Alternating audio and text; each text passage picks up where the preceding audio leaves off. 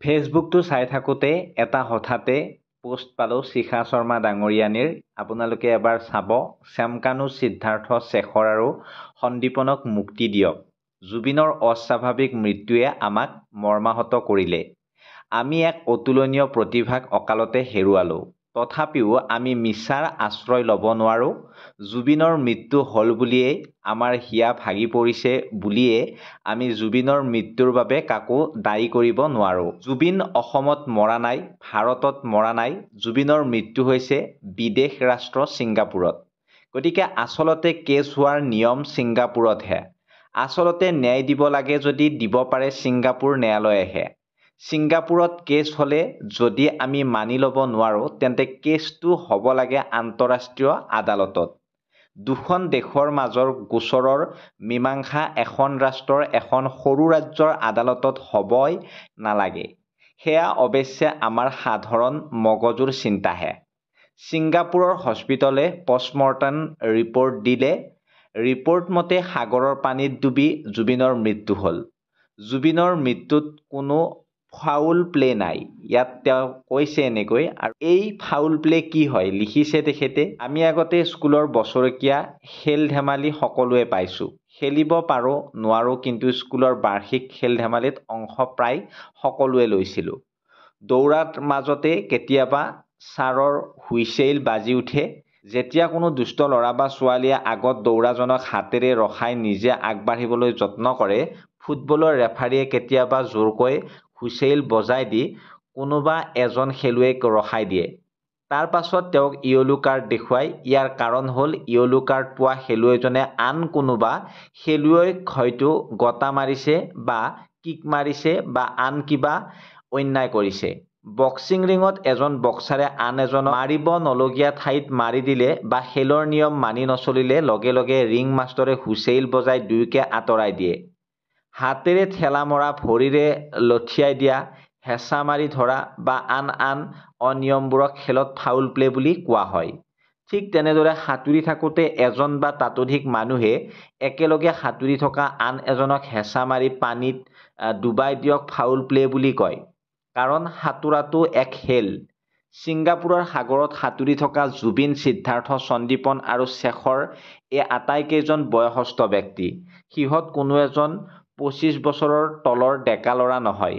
আমি যিমানেই সৰু কৰি নাৰাখোঁ, ল'ৰাটো বুলি নকওঁ, তথাপি 30 বছৰ পাৰ হোৱা পুৰুষক নিয়মিতে ল'ৰা বুলি নকয়। এইবোৰ আৱেগেৰে পৃথিৱী নচলে।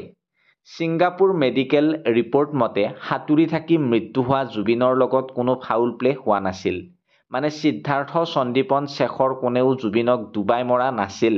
সাঁতুৰি থাকোঁতে অৱশ হৈ নিজেই জুবিনৰ মৃত্যু হৈছিল। এই ক্ষেত্ৰত এই অমৃতপ্ৰভাৰ আলোচনা নকৰোঁ, কাৰণ তাই যি কৰিছে সেই সকলো গান গাবলৈ পোৱাৰ আশাত কৰিছে। এচাম পুৰুষে নাৰীক বিচনাত পালেহে তেওঁৰ প্ৰতিভা বিকাশৰ সুযোগ দিয়ে। সেয়া সকলোৱে জানে, কিন্তু গালি খোৱাৰ ভয়ত মনে মনে থাকে। সঁচা কথাবোৰ লুকাই নাথাকে। তেনেধৰণৰ কাহিনীবোৰ হোটেলৰ বুকিং ৰেকৰ্ড, ফটো, মেছেজ আদিৰে প্ৰমাণ হৈ যায়। এনেধৰণৰ প্ৰমাণ দিব নোৱাৰি এচামে আকৌ বহু মহিলাক তই অমুকৰ ঘৈণীয়েক, অমুকৰ লগত বিয়া হ'ব বিচাৰিছিলি আদি মিছা বদনাম দিয়ে।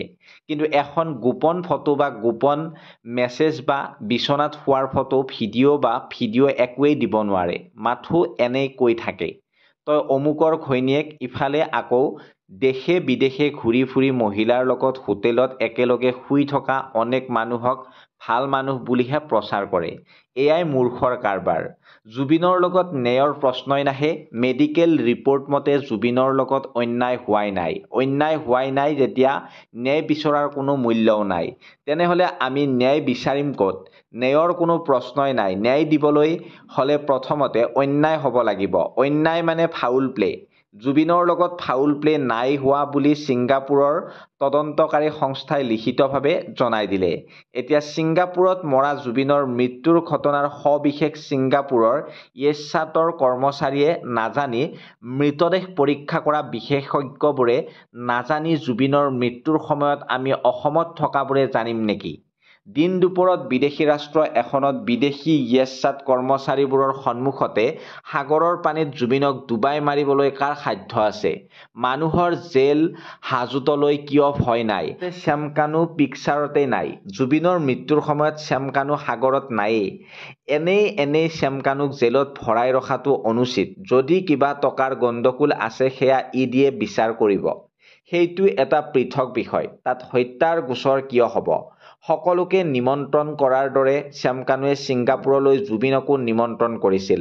জুবিন গৈছিল কিয়? জুবিন কেঁচুৱা ল'ৰা নেকি যে কোনোবাই জোৰ কৰি লৈ যাব পাৰিব? জুবিনেহে ছিংগাপুৰলৈ সকলোকে লৈ গৈছিল। জুবিনে অতিমাত্ৰা মদ খাই নিজৰ জীৱনটো ধ্বংস কৰি পেলালে। শাৰীৰিক সক্ষমতা কমি গ'ল। মনৰ জোৰত সাগৰত নামিলেও দেহাই যুঁজিব নোৱাৰিলে। ফলত দুৰ্ভাগ্যজনকভাৱে জুবিনৰ মৃত্যু হ'ল, যিটো আমাৰ বাবে অসহনীয় বেদনা। প্ৰথম অৱস্থাত আমিও ভাবিছিলোঁ যে জুবিনক হত্যা কৰা হ'ল।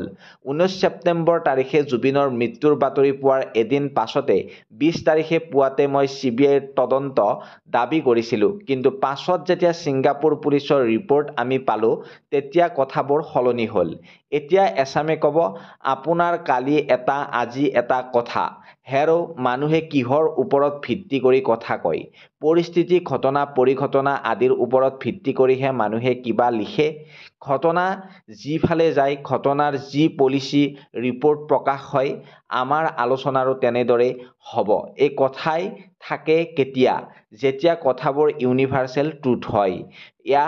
তেখেতে উদাহৰণ দি দিছে আৰু ইয়াত বহুখিনি কথাই লিখিছে আৰু গোটেইখিনি যদি মই পঢ়ি দিব যাওঁ বহুতেই দীঘলীয়া হয়, বহুতেই এখন একেবাৰে ৰচনা টাইপ লিখিছে। গতিকে আপোনালোকে এবাৰ পঢ়ি চাব পোষ্টটো আৰু ইয়াৰ ওপৰত যদি কিবা আপোনালোকৰ কমেণ্ট দিব লগা আছে আপোনালোকে কমেণ্ট দিবচোন আৰু কি ক'ব বিচাৰে আপোনালোকে। আৰু মই আৰু বিশেষ নকওঁ, জাষ্ট আপোনালোকক এই পোষ্টটো দেখালোঁ। আপোনালোকৰ মতামতবিলাক মই জানিব বিচাৰিম এই পোষ্টটোৰ। ধন্যবাদ।